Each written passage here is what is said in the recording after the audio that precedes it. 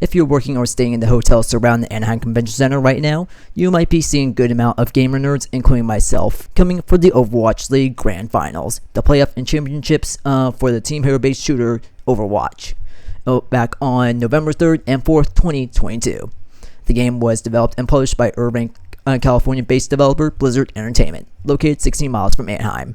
They also hold their fan convention BlizzCon at the convention center as well. However, it won't be brought back this year, but won't be tentatively brought back next year for 2023. Hello everyone, I'm Ansel, and welcome to Ansel Travel. For eSports, it's going to be for the Overwatch League Grand Finals. As an avid video gamer, it gives me great joy on how far eSports and Overwatch League has gone to be a success for many gamers. However, it does have some working on some things, breaking through the stigma of esports not being a real sport with mainstream media and sports fans, like my roommate and my coworkers. However, this is what this video is about, and helping them do to show them that it is a real sport. So that there not be a lot of physical strength as many sports do, but it does exercise a lot of players' minds and reflexes, and provides same amount of intense moments, excitements, and learning curves for players and fans that can be like any sport. The audience for this video is primarily for people who are not into esports but want to learn more about it, and for the experience of the grand finals. This will be in general and just be general information, nothing super specific about the events. The game Overwatch released back in 2016.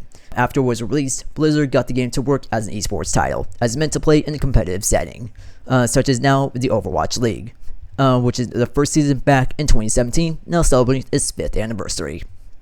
Matches played in teams of 6 versus 6, with 2 tank heroes, which are their names for characters. 2 tanks are slow but powerful with heavy weapons, shields, and some self-healing.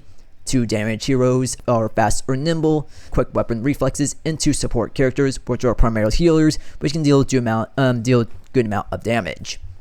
Each hero is unique as their own skills, weapons, and abilities and backstories. With the newest iteration of Overwatch with Overwatch 2, which is now 5v5, which is 1 tank instead of 2. The original game, it was swapped over to the Overwatch 2 as well, with the general public getting to use it back earlier in October 2022, and then for League players were able to train and compete with it earlier this year. So you can see like a lot of new characters as well as skills get to be used for all their matches. Each set of games get a win-loss between 2 teams is called a series, which is the best of 5 maps. Each map has several settings and game mode combinations, with being controlling the point, escorting the payload, combination of both, and getting control of the robot to push your sled to the goal. The OWL is Blizzard's way of having the stable teams and structure scheduled in a competitive league, like most major league sports. Before then, gaming competitions were sparsely scheduled tournaments without a stable league or teams with cash prizes that would be their income. If they were in a stable league, whole teams would be promoted or demoted, depreciating the asset values for team owners, along with players' opportunities as a whole team as well. Overwatch League teams are owned by their local owners from the US, Canada, South Korea, China, Paris, France, and England. For example, Los Angeles Gladiators are owned by Kroenke's Sports and Entertainment, who owns many sports teams such as the Los Angeles Rams, which is now moved to Los Angeles, probably one of the reasons why they moved from St. Louis, and as well as now the Los Angeles Guerrillas for the Call of Duty League as well, and many more. So this will help cement investment and interest from mainstream sports owners and fans for future teams and expansions, as well as popularity from fans. This was done to drum up a local area fan base, as well as fans who want to cheer for their team. As back in 2017, I lived back home in my Bay Area, so naturally the Shock were my team due to the locality. And especially they were really good as well during those early years as well, but never got to the championship until 2019 and 2020. The league is set up with a minor league development system that you and your team would be in the competitive setting more, eventually individually getting called up to the Contenders League, and even have a chance to sign a contract with one of the Overwatch League teams if you're good enough. When you get to the league level, you get stable salary, health benefits, and even live in team house, so you can train for league matches like it's your full-time job, because it is now. The OWL has a preset season schedule with mini tournaments in between for additional cash prizes. And at the end of the season are the playoffs and grand finals for league championships. I'm here for the playoffs and I'm ready to watch it for there. And during the season, there are 20 teams that mix an online and a few in-person events during the season, and then whittle down the teams after each playoff series. The initial 2 days of the playoff runs were closed to the public but were streamable on YouTube. And then the next 2 days were open to the public at the arena at the Anaheim Convention Center. The arenas can host up to 75 people, but they were limiting a lot less. But it was general admission for the lower level, but it was like reserved for league staff and teams on the upper level. I would say like about 3,500 were there on the lower level. The arena is owned by the City of Anaheim, which also owns the full convention center, which has like 1.8 million square feet, which also hosts the BlizzCon as well. Outside the arena, they have they have food trucks where you can get food instead of just the concession stand food that's inside, and also you can get then you can get a wristband so you can have full in and out access to go to the food trucks. After going through security and scanning the ticket, you get to go into the lobby and go to the team merchandise store, as well as get pictures and videos with life-size statues of in-game damaged characters, Tracer, Junkrat, and Widowmaker. Overwatch League Grand Finals Championship Trophy was also out as well, with its own security personnel. It was 15 minutes before the first match started, so I headed over to the arena. Since it was a general admission, you can pick your seat. However, it becomes an issue when you get food from the food trucks or concession stands or go to the restrooms.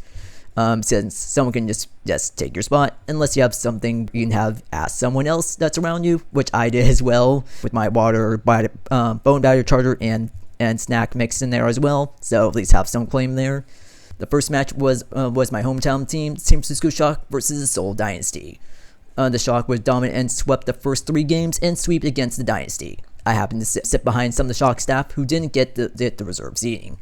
I didn't talk to them, but I wished I did, except when I took them about saying my spot for the restroom when I put my sling bag down there. They were pumped through the whole match and were topped off with the win for the Shock. So now the Shock get to play the winner of the next game, and which is the last match of the night. The next match was against the London Spitfire versus the Hangzhou China Spark. There was a lot of Spark supporters that was sitting a few rows in front of me and cheered a lot with all the Sparks moments. Most fans were not from China, but were from the US fans who picked teams to support and went with it. Same can be said for most teams, especially all the international teams. For the London Spitfire fans, they were spread out but very enthusiastic. All the fans were with teams in the competition were excited for their main team and showed good support for the other teams as well, which I did during then. The Spark won their match and will go against the Shock at the end of the night. The teams in this round were then loser bracket from the prior playoff rounds, which would now be the Shock versus Spark at the last match of the night. And then next will be the winners bracket, which is Dallas Fuel versus the Houston Outlaws. In between each game of the match, the in-game host Golden Boy would have fans play games such as like dancing or soldier training for competitions for prizes, and also there were crowd events as well as is a fan powered cheer thing. Not sure how exactly to describe it. So just like fans would cheer to do like a Flappy Bird game and also a Pong game as well. So those were pretty cool in 2022 for those 2 games for that matter too. And the next matchup was for the Battle of Texas, the Houston Outlaws versus the Dallas Fuel of the winners bracket. The Fuel was number one seed, and Outlaws were number 4. And the matchup was intense as there was some of the top teams in the league and in-state rivalry in general. The Outlaws took the first map, then the Fuel took the other 3 maps and then won the series from there. However, due to the tournament format, the Outlaws are not done yet. They will go against the winner of the Shock versus Spark series tomorrow. And the Fuel will go against the winner of the Outlaws versus Winner series for a potential rematch for the Outlaws. Before the start of the last map of the Outlaws versus Fuel series, I went to the food trucks to get some food. I got a huge stuffed pita sandwich from the German Yum Truck. Since it was towards the end of the night, they piled on my sandwich with a bunch of lamb and beef, and I loved it. I also posted it on my my Instagram story as well, and they shared it on their story as well. While eating, I heard cheers from the arena, or that could be from the screen from the credit coaster as well, since California Adventure was right across the street, across Cattell Avenue. A few minutes later, I watched on the YouTube video and saw on there that the Fuel won against the Outlaws.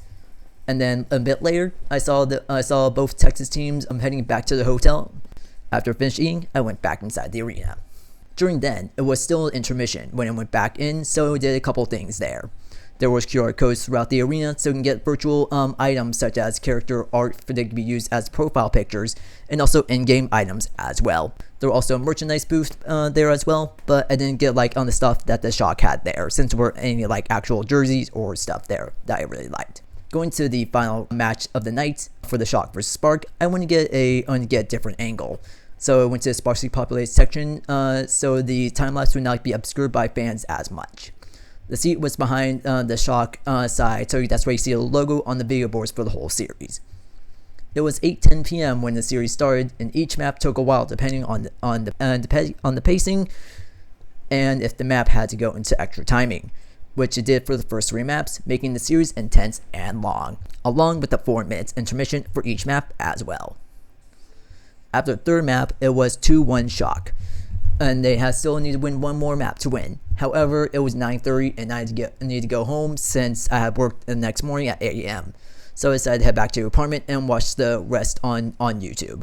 The last map was the push the robot mode. Both teams were on each other the whole game and would barely move the robot in either direction. Thankfully, the Shock got control of the robot in time to get some distance more than the Spark did and won the series. By that point, I got back home and into the apartment a few miles away. For the Shock, Fuel, and the Outlaws, they had 1 more day of competition to claim that Overwatch League Grand Finals championships. It was a fun, long day, thankfully sitting, since the whole time I've been so tired from work. It was my first in-person eSports competition, and it was amazing. The cheers from the enthusiasm from the fans, the chatter about their teams, and the in-person theatrics were amazing. I wish there were more eSports events like this in Orange County. However, there's only just some small video game cafes that's throughout the county. However, I want a real league and team here that can call Orange County home and be part of the managerial team. However, that's just a dream and probably won't even happen at all. But it's just wishful thinking. The next day, I worked my morning shift at the hotel front desk. Some of the guests that were attending the event were staying at the hotel. I asked them about things from their perspective, and then a lot of them said it was really fun and they really loved the experience, especially since a good amount of them actually started watching during the pandemic. So since they didn't have much to watch and happened to watch it, and they loved it. And especially some of them became Shock fans too, even though they were in Texas. And then for the guests that were arriving today, they asked me if they're going to go to the finals matches today and said, unfortunately, due to the timing, I really need to get back since I have work the following day at 6:30 a.m. So I decided to make sure to watch it at home. After I finished work at 4:30 p.m., I darted back to the apartment just in time for the 5 p.m. start time for the Shock vs. Outlaws series. The Shock swept the Outlaws as they did for the Seoul Dynasty. However, the Shock has a final obstacle, the Dallas Fuel, in the grand final round to claim victory. The round started at 7 p.m., but I listened to it on my phone with one wireless earbud on while cooking dinner with my roommate. They didn't really understand the excitement of eSports in comparison to the mainstream National Hockey League or Major League Baseball, but they were proud of me for my excitement and sharing my knowledge through my Ansel travel posts and videos. The grand final rounds were in the best of 7 map series, making it the long and more intense to watch. It was a back and forth between the top seeded Dallas Fuel, but the underdog, already have two championship San Francisco Shock, with those 2 other championships from 2019 and 2020. So that commentators said that they had different players on teams. So meaning that the coach and the staffing were do an amazing job. Granted, it was consistent throughout all these years. After 6 maps, it was tied 3-3 going to the game 7. Like Shock vs. Spark series, it was robot push in the map for there. The crowd was ecstatic for each kill. However, it does not hype up the players as they have headsets on to hear the game audio and the teammates' chats. I can hear "Let's Go Shock" from the crowd on the video stream, and it was intense. However, the Fuel got more distance on their robot pushed barricade more than the Shock did, and the Fuel won. Congratulations, Fuel, and great job, Shock. Yeah, so for me, I really love the experience up there of watching watching esports streaming, but also watching in person as well was even more amazing. Seeing everything in person, hearing all the crowds and the chants and people who are just as love everything more just as I just love all the teams and everything as I do is just amazing. And I just wish there was much more here in Orange County, but there isn't really as much. But that's just wishful thinking. I'm Ansel, and thank you for watching Ansel Travel.